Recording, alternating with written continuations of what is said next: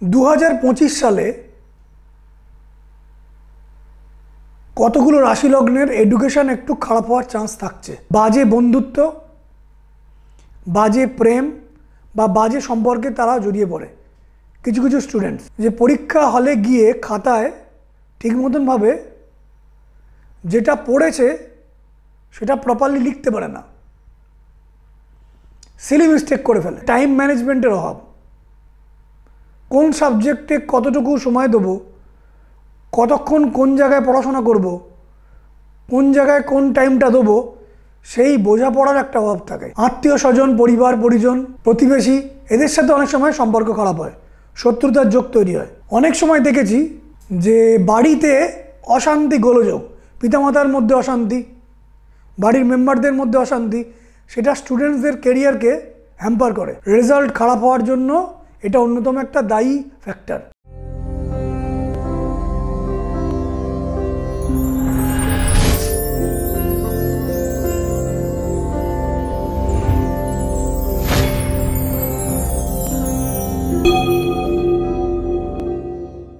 নমস্কার। 2025 সালে যারা স্টুডেন্ট, তাদের এডুকেশান কেমন যাবে বা এডুকেশান করার সময় যে যে জায়গায় ডিস্ট্রাকশান আসে বা মোটিভেশনে প্রবলেম আসে, সেগুলো কি কি সেগুলো নিয়ে আলোচনা করব। 2025 সালে আমি দেখছি অ্যাস্ট্রোলজিক্যালি কতগুলো রাশি লগ্নের এডুকেশনের ক্ষেত্রে ট্রাবল আসার চান্স থাকছে। যদিও প্রকৃত প্রেডিকশন করার জন্য পূর্ণাঙ্গ হরোস্কোপ দেখা প্রয়োজন, date of birth, time of birth, place of birth দিয়ে যে হরোস্কোপ বেরোয়, হরোস্কোপের যে গ্রহ নক্ষত্রের অবস্থান থাকে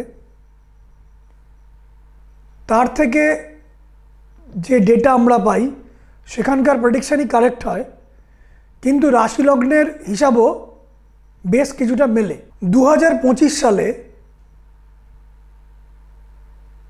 কতগুলো রাশি লগ্নের এডুকেশন একটু খারাপ হওয়ার চান্স থাকছে। যেমন মেষ রাশি এবং মেষ লগ্ন, এদের এডুকেশন একটু ড্রপ করতে পারে। কর্কট রাশি বা কর্কট লগ্ন, এদের এডুকেশন কিন্তু ড্রপ করতে পারে, রেজাল্ট একটু খারাপ হতে পারে। তুলা রাশি বা তুলা লগ্ন, বৃশ্চিক রাশি বা বৃশ্চিক লগ্ন এবং ধনু রাশি বা ধনু লগ্ন, যারা যারা এডুকেশন করছে, সামনে বোর্ডের পরীক্ষা দেবে বা হায়ার সেকেন্ডারি পরীক্ষা দেবে বা উচ্চশিক্ষার বিভিন্ন রকম পরীক্ষা দেবে, এদের জেনারেলি যে যে প্রবলেমগুলো হয় আমি দেখেছি, সেগুলো নিয়ে একটু আলোচনা করি।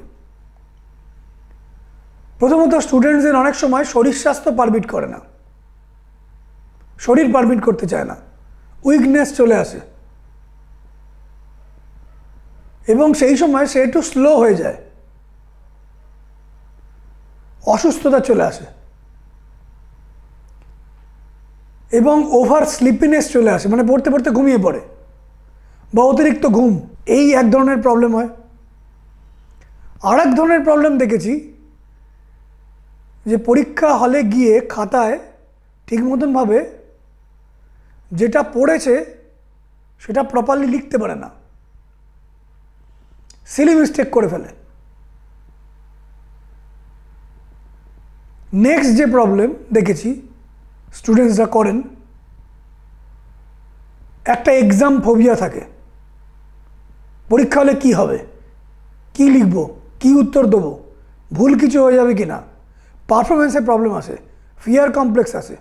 এছাড়াও স্টুডেন্টসদের মধ্যে লোনলিনেস আসে, একাকিত্ববোধ, ডিপ্রেশন আসে এবং সেখান থেকে কিছু কিছু স্টুডেন্টসদের মধ্যে বাজে বন্ধুত্ব, বাজে প্রেম বা বাজে সম্পর্কে তারা জড়িয়ে পড়ে। কিছু কিছু স্টুডেন্টস শত্রুতা আসে, অনেক সময় দেখেছি স্কুল থেকে বা কলেজ থেকে,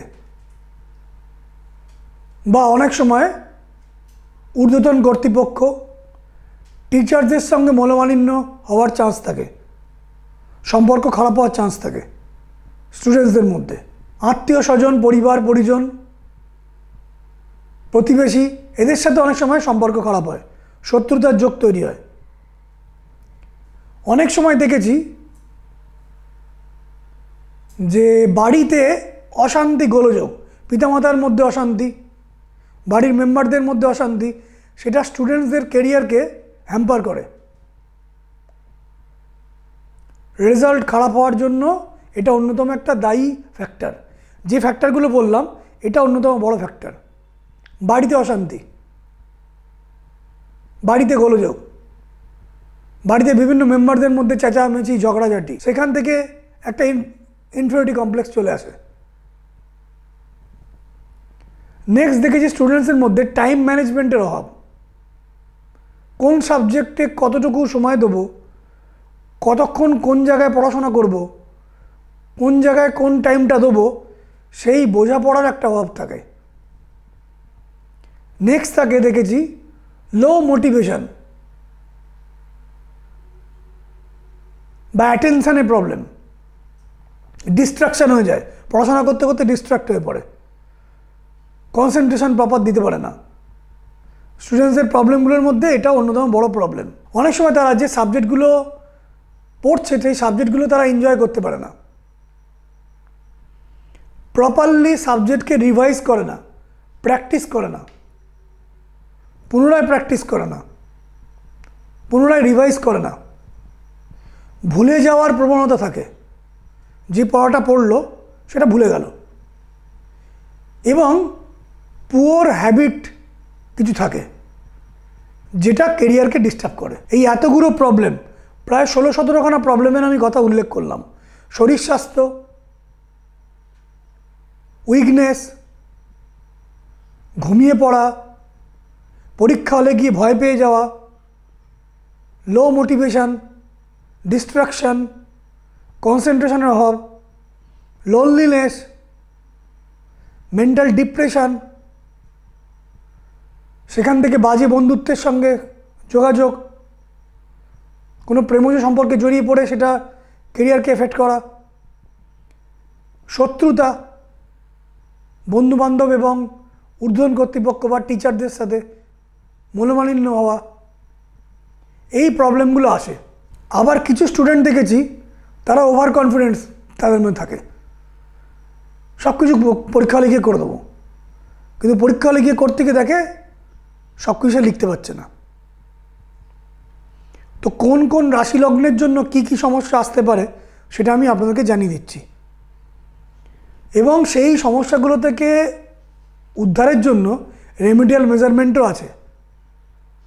যারা দামি রত্ন নিতে না পাচ্ছেন তার জন্য আমি মহা উপাচার কিছু বিধি দিই, যেগুলো পালন করলে রেজাল্টের উন্নতি আসতে পারে। মেষ রাশি বা মেষ লগ্ন, মেষ রাশি বা মেষ লগ্নের ক্ষেত্রে দেখা যাচ্ছে এক্সাম হলে গিয়ে ফোবিয়া আসতে পারে,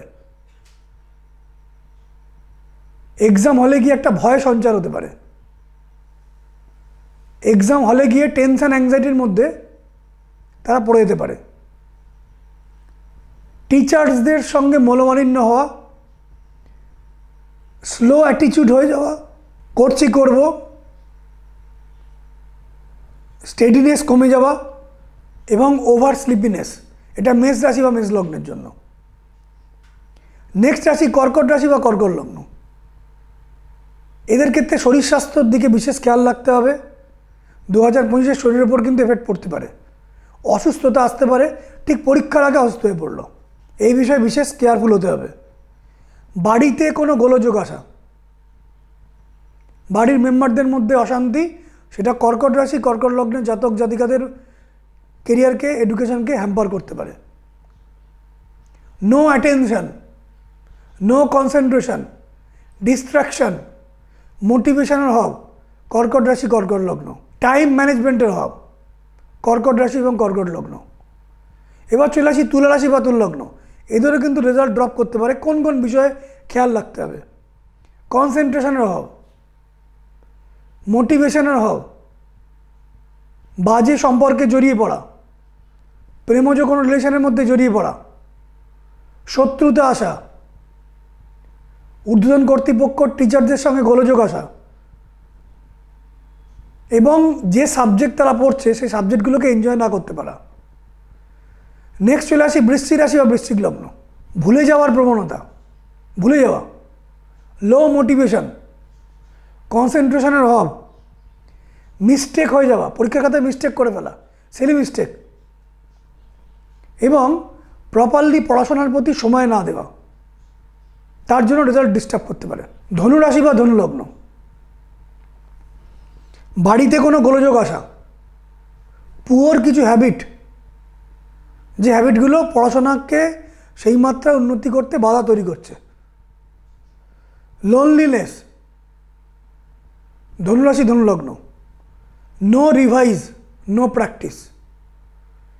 এই যে 5টি রাশি লগ্নের কথা বললাম, 2025-এ এদের কোন কোন বিষয় থেকে সাবধান থাকা উচিত আমি জানিয়ে দিলাম। তবে প্রকৃত বিচারের জন্য কিন্তু পূর্ণাঙ্গ হরোস্কোপ, পূর্ণাঙ্গ date of birth, time of birth, place of birth দিয়ে বিচার করা অত্যন্ত জরুরি। তার মাধ্যমে প্রবলেমটা প্রকৃতপক্ষে জানা সম্ভব। তবে এই যে প্রেডিকশান করলাম এটাও বেশ কিছুটা মেলার সম্ভাবনা থাকছে। যারা প্রবলেমে পড়েছেন, এডুকেশন নিয়ে ট্রাবল ফিল করছেন,